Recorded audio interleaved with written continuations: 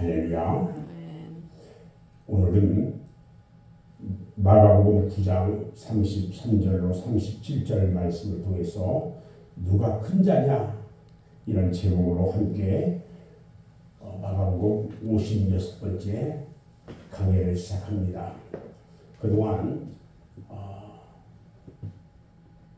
9월 15일부터 시작된 미스바 저녁 기도회와 11월 1일부터 시작된 다니엘 20일 기도회를 저희가 실시함에 있어서 새벽 예배를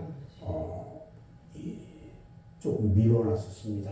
근데 지난주까지 기도회가 다 끝나고 오늘부터 새벽 기도회가 시작이 되면서 1000번째 기도회가 1000시간을 저희가 하나님께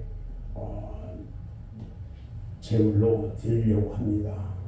그래서 저와 우리 성도들이 함께 드리는 이 시간이 주님 앞에 큰 영광이 되기를 원합니다.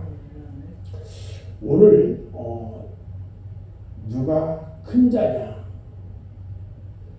이렇게 제목을 가지고 말씀을 나눌 텐데, 누가 크냐는 문제는요, 주님의 제자들에게 있어서 대단히 중요한 당면 문제였던 것 같습니다.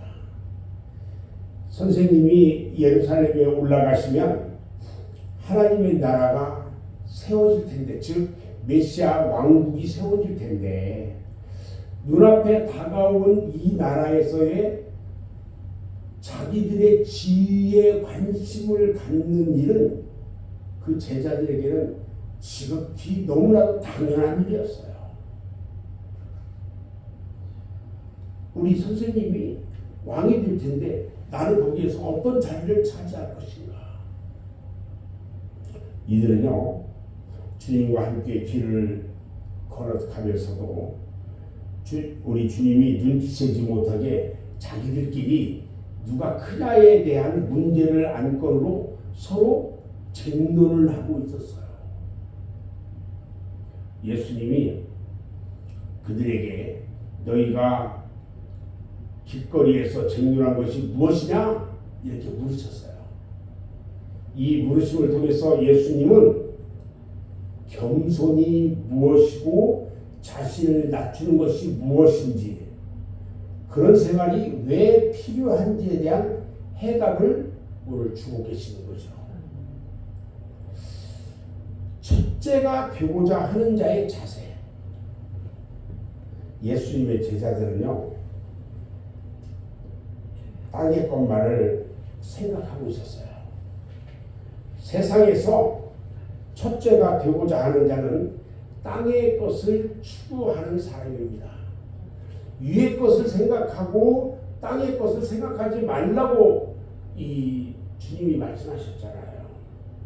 땅에서 첫째가 되고자 하는 생각은 남에게 대접받고자 하는 마음에서 생겨난다고 했어요. 다른 사람에게 봉사하고 사회에 헌신하고 인류 사회에 유익한 일꾼이 되기 위한 생각에서가 아니고, 남을 지배하고 남의 머리가 되어서 그들에게 존경받는 생활을 동경하는 마음에서 출발을 하고 있기 때문에 주님은 이 같은 인간의 생각을 미워하시는 것입니다. 첫째가 되고자 하면 무사람의 끝이 되고 무사람을 섬기는 자가 되어야 한다. 우리 주님은 말씀합니다. 주님의 이 말씀에서 우리는 역설적인 논법을 발견할 수 있는데, 이 말씀에서 우리는 하나님의 의도를 알 수 있어야 해요. 주님은 제자들에게 첫째가 되는 일이 나쁘다고 책망하지는 않았어요. 그들이 지금 생각하고 있는 첫째가 되려는 생각이 잘못되었다고 말씀을 하고 있는 거예요. 그 생각이 잘못됐다는 거예요. 봐요. 첫째가 되고자 한다면 무사람의 끝이 되어야 한다고 하셨어요.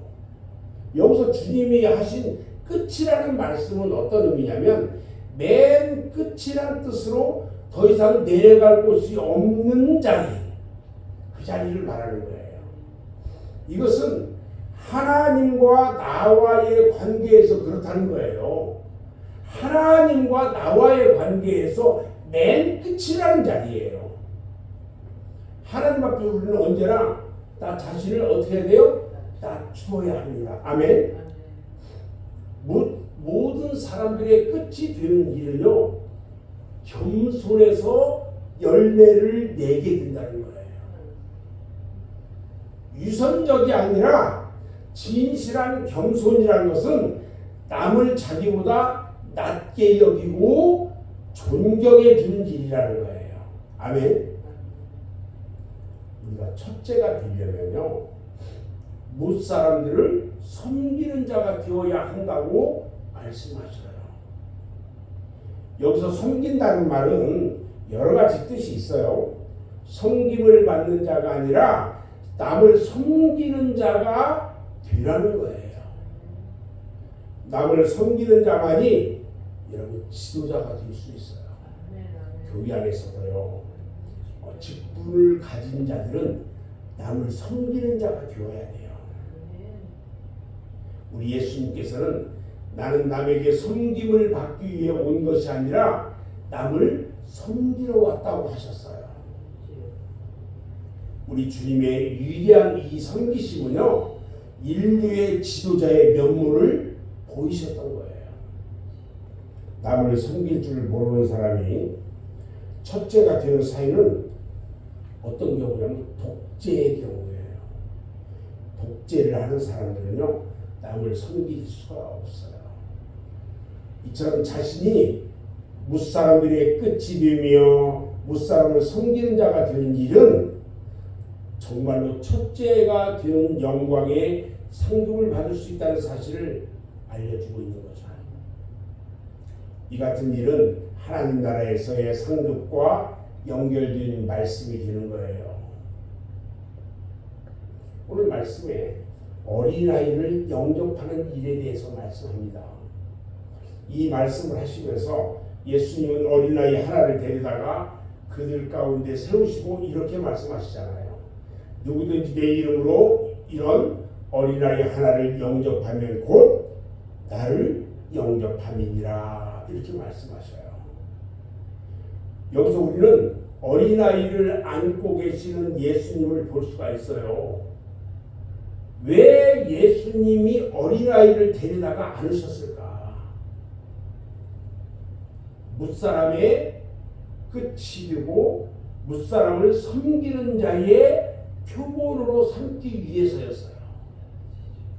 한 어린아이를 그들 가운데 세우시고 안으신 주님의 모습은요, 아주 연약하고 보잘것없는 자를 섬기시는 진실한 사랑의 모습을 보여주고 있어요. 뭇사람의 끝이 되는 사람은요, 이처럼 모든 사람들의 관심 밖에 있는 형제들에게 크나큰 관심을 가지고 보살펴주는 사람을 말하고 있다는 것입니다. 못나고 소외된 형제들을 사랑해주고요, 그런 사람들의 친구로서 그들을 도와주는 사람이 뭇사람의 끝이 되고 뭇사람을 섬기는 사람인 것이에요. 주의 이름으로 이런 어린아이를 영접하는 일에 대한 놀라운 상급을 오늘 말씀해주고 있는 거예요. 누구든지 내 이름으로 이런 어린아이 하나를 영접하면 곧 나를 영접함이라, 이렇게 말씀하시잖아요. 여기서 우리가 특별히 관심을 둘 말씀이 있는데, 내 이름으로 이런 이 말씀이에요. 주님이 우리에게 이 같은 생활을 원하시기 때문에 우리는 그 일을 해야 하는 것입니다. 저는 이제 말씀을 마무리할 건데요.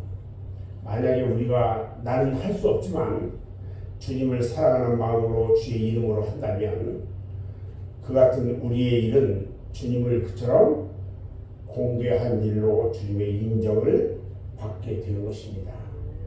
이 같은 주님의 말씀은 최후의 심판대인 백보좌 심판대 앞에 우리가 섰을 때에 주님의 재판장 되시는 우리의 주님의 선고로 나타난다는 사실을 주님은 양과 염소로 분별하는 비유, 양과 염소를 분별하는 그 비유로 우리에게 말씀해 주고 있었던 거예요. 한 걸음 더 나가서 우리 주님은 누구든지 나를 영접하면 나를 영접함이 아니요 나를 보내신 이를 영접함이라 하고 말씀을 들려주셔요. 주님은 주님의 이 말씀은요, 주의 이름으로 형제를 섬기는 자가 되고 주 이름으로 무사람들의 끝이 되어서 자기를 낮춘다면 하나님 나라의 커다란 상급이 있다는 사실을 분명히 약속하고 있는 말씀이신 겁니다. 아멘. 오늘 한 날도 높은 자가 되기보다는 낮은 자가 되어 주님을 섬기는 저와 여러분 모두가 되시기를 주님의 이름으로 축원합니다. 기도하겠습니다.